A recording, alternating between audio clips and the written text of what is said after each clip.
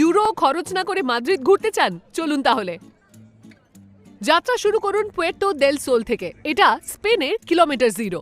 স্পেনের সব রাস্তা ব্যাসার্ধ বরাবর মাপা হয় এখান থেকেই। প্লাজা মেয়র থেকে হাঁটা পথ। পরবর্তী গন্তব্য রয়্যাল প্যালেস।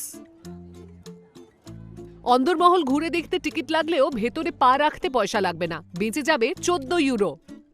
আরও খুঁটিয়ে জানতে চান মাদ্রিদের ইতিহাস? তাহলে স্যান ইসিদ্রোর মিউজিয়াম দেখে আসুন। শহরের ইতিহাস জানতে পারবেন একদম নিখরচায়। এরপর বিশ্রাম নিন এল রেতিরো পার্কে।